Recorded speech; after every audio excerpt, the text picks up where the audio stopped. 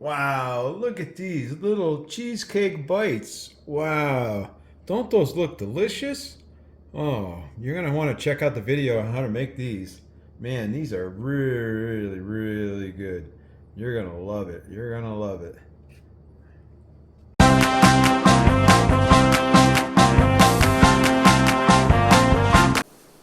Hey everybody, I think we have a really exciting recipe for you today, so hopefully you stick around, hopefully you like it. We were having a little bit of a sweet tooth today, so we thought we would make some mini bite cheesecakes. So that's what we're going to make. So hang out, let me show you how we're going to make them. These are really super good. I love these things. These are really good. We've made these before. They're one of my favorites. I love cheesecake like this. So hang out, let's see the recipe and see what you think. All right, here we go. So we're gonna put this together real quick. Like the crust is super easy. So I'm gonna use a half cup of almond flour. I am gonna sift it just because I want to get rid of all the clumps and everything else in it. So I am gonna sift it a little bit. Throw that in there. So we're just gonna sift it and try to get. This will break up all the clumps and everything else in it. So if you're baking or something like that, like a crust or even a cake or something, sometimes you don't want these big chunks of the almond flour or coconut flour. So I like to get a sifter. Now this probably is a little bigger. This is a strainer, so it's a little bit bigger than probably a normal sifter. But for me, that's okay. See those big chunks? That way there, it allows me to break them up a little bit.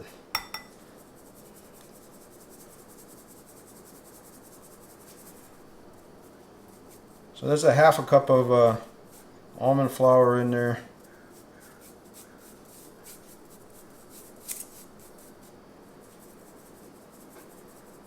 Alright, so that's good enough for me. So that it's nicely wound up. So then I'm going to put in a tablespoon of sugar in here. I'm going to use the erythritol monk fruit blend into it. Boy, I'm telling you, I don't know what it is lately. I need to learn to talk all over again, I think. So, and then we're going to put a little bit of this is Himalayan salt that I'm going to use. So I'm going to use a little bit of salt. Now, I'm not going to put any cinnamon or anything in here, but if you wanted to flavor it up, you could. You could put some cinnamon, or maybe with Halloween coming up, you could use some pumpkin spice or something of that nature. And I may do that. I'd like to make maybe a chocolate cheesecake or something down the road. Or maybe something for Halloween and make a pumpkin cheesecake or something. I don't know. We'll see. Who knows? But anyway, so that's all there is to this. And then the only other thing I'm going to add to is I'm going to add a couple tablespoons of butter. Now I'm going to put them into a tablespoon because I think there's more than what I need in here. So I don't want too much in there. Yeah, it was because I know when I poured it, there was more than I think I needed in it. So I just cut off a couple pieces that were, I didn't measure them out, which was my mistake.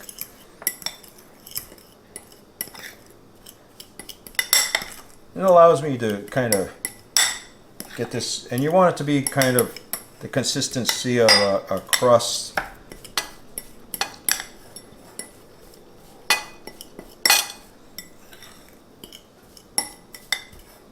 All right, that looks pretty good. I am going to put a little tiny bit more butter in there.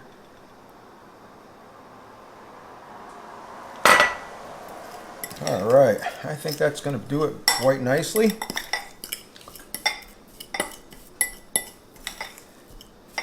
So you can see the consistency of it is really crumbly, really cake-like and or cookie-like, I guess you call it. Then I'm going to take this and I'm going to put it into these muffin tins. I use these parchment muffin liners, just nothing like them. They're easy to come off. The stuff doesn't stick or anything else. So I'm going to move this off to the side here. And then I'm going to just put a little bit, the thing is, this should make about 6. I was kind of hoping maybe I'd get a couple more out of it, but so we're going to put a little bit in each one. Probably about a half a tablespoon. I'm just going to try to get it somewhat even, and then we're going to push them down in with our finger. Just make sure you wash your hands before you do this, and you wash your counters tops before you do it as well.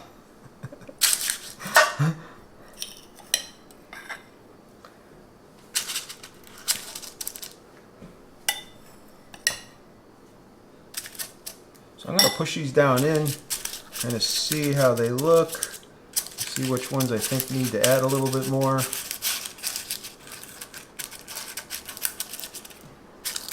This is more like a, I guess I would call it more of a tart type of a nice little dessert. It's really, you know, like on holiday weekends or something like this, you could actually put a nice strawberry filling on the top of them, put some strawberries on them, make them look really, really pretty.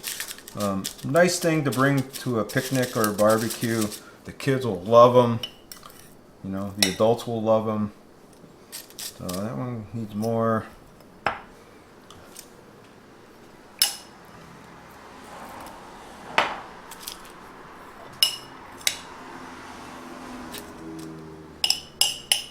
So again, normally I would probably double the recipe and everything else, but I'll be honest with you, I have a limited amount of cream cheese in the house today, so we had said let's just make 6. It's just us anyway, and it helps us control how many we eat and what we eat.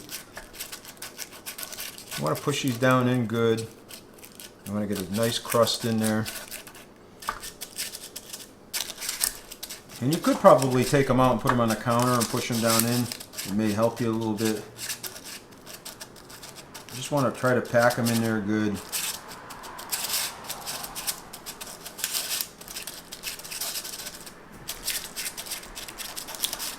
And then once you get these packed down in, we're going to throw them in the oven for about 8 to 10 minutes at a 300 degrees and just let them bake up.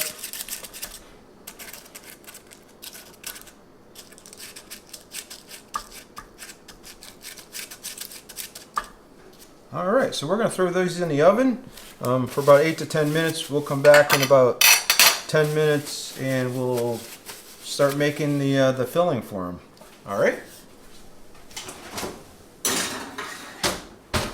We'll see you in the next segment. Alright, we're going to make the filling. So I have 8 ounces of cream cheese here. I'm using the Philadelphia cream cheese in here. So that's what I'm going to use. I'm going to put in 1 egg in this.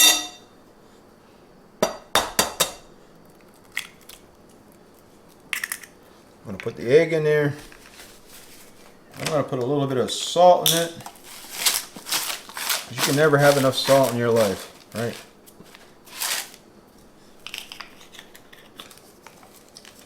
We're going to put in a ½ cup of this erythritol monk fruit sweetener.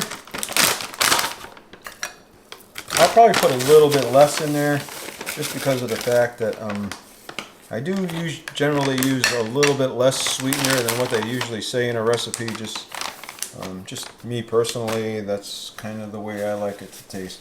And then I need a teaspoon, which I don't have out here.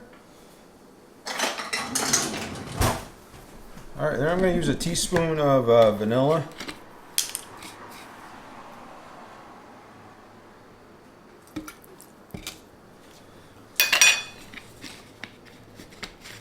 And that's all there is to it. We're going to mix this together. Now, I kind of debated whether I wanted to try to use my mixer or do I just want to do it by this. And I'm thinking the cheese was soft enough, so I'm just going to do it by hand.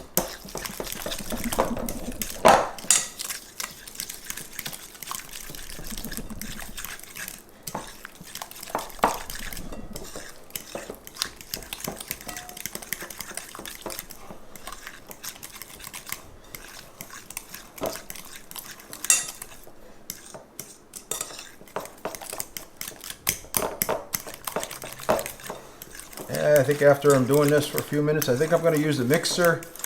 So let me whip this up with my mixer and come back and I'll show you what it looks like when it's all whipped. I guess didn't think it's going to come out too lumpy, so I want to whip it up a little bit with the mixer. I'll come back.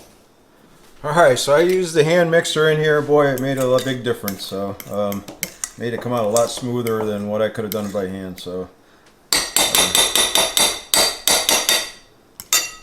I don't know why I attempted to do it that way, but I did what I did.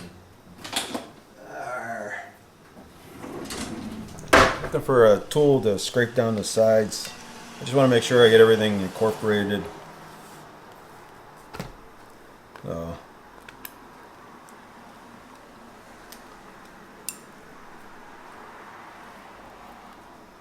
So it looks good. Looks really good.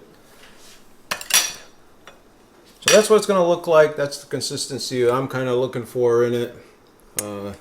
So we are going to come back in the next segment. Once the crust comes out, we'll come out. We have to let them cool for a few minutes. I'll show you that when they come out and what they look like. And we'll show you the next steps in the next segment. All right, we're going to take these out of the oven. So these have been in there for about 10 minutes. That's what they kind of look like. We're going to let them cool. They're nice and soft because of the butter that's in there. And when they cool, they'll harden up a little bit. So we're going to let them set for about 10 minutes. So we'll come back in about 10 minutes and then we'll fill them and throw them back in the oven. So see you in the next segment. All right, the cheesecake comes out. They're ready to go. We're going to fill them up. I would fill them up about 2/3 of the way. I wouldn't fill them all the way up. I'm one of those guys that likes to fill these things right up to the top. They will expand a little bit, then collapse a little bit. So you got to give them a little bit of room to do that.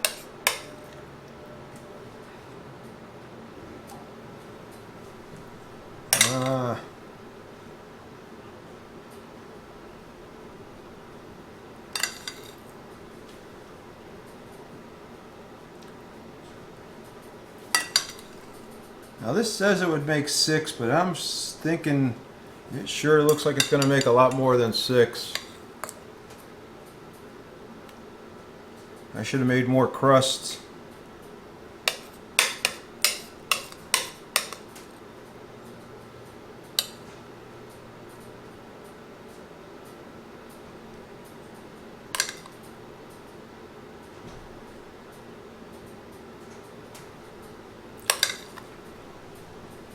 Sorry, I'm concentrating and hard for me to talk and concentrate at the same time.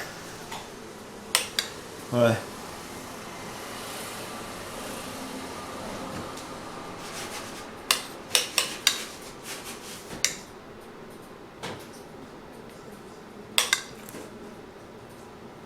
all right, so like this is, like I said, this is a really super simple recipe. There's not a lot to it.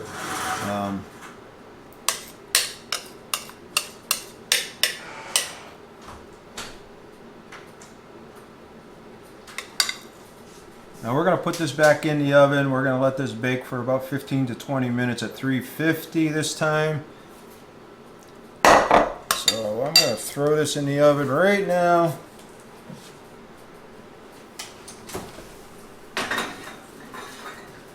And we're going to turn the timer on 20 minutes and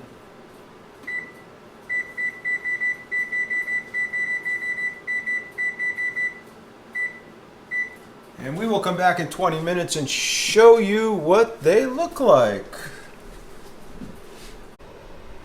All right, let's see what they look like.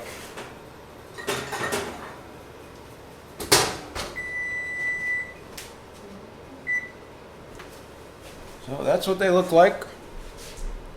All puffed out. We're going to wait roughly about 5 or 10. We're going to probably wait 10 to 15 minutes, wait for these to cool down. We're going to take them out and we're going to do a taste test and I'll let you know what I think.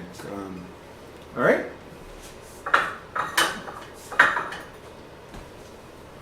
See you in the next segment. Hey everybody, this is my favorite part of the videos. I love this part of the video because this is when I actually get to find out whether all that work turned out good or not. So this is the way they look like. I'm going to bring them over here so you can kind of see them, hold on to them so I don't. We put a little bit of strawberry, sugar-free strawberry jam on the top just to make it look pretty, give it a little bit of extra flavor to it. So we're going to take one of these and we're going to put it on the side here. And we're going to take a little taste test of it. So I'll show you what it looks like. You can kind of, that's a pre-taste. So they're still a little bit warm, so you can see the crust underneath. At least I hope you can. Let me see if I can turn this a little bit better so you can see it. So you can see the crust underneath there. Looks really good. Still a little soft just because it's still a little bit warm. Might stick them in the refrigerator for about a half hour or so after you cook them just to let them firm up a little bit.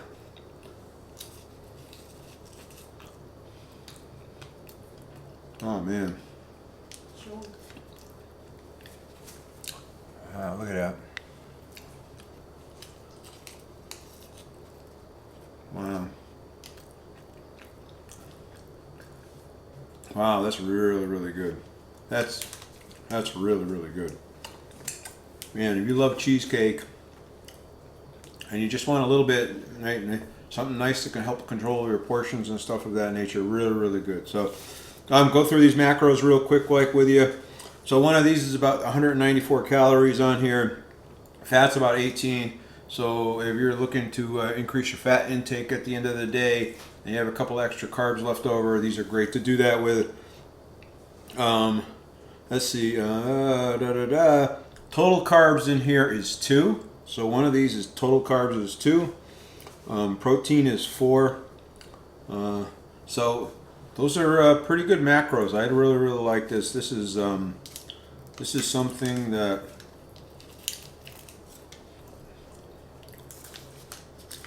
is really, really worth making. I'm telling you, this is. I know I got some on my chin, so. But this is really, really good. I'm really enjoying this. Boy, this is. I love doing taste tests, especially when the food's like this good. This is. If you have a sweet tooth and you want something, this is the perfect thing to get you through on a weekend and to get that little sweet tooth out of the way. So I love cheesecake. This is really, really good. Hey, if you enjoyed this video, let me finish eating this first. If you enjoyed this video, you want to see more like this, check out this video over here, check out this video over here, or check out this video over here, or watch this video down here, or click on this little round Alan's Awesome Keto World down here so you don't miss future videos like this. Would love to see you on the next one. Hope you come back and check out more of these great videos that I'm doing. So.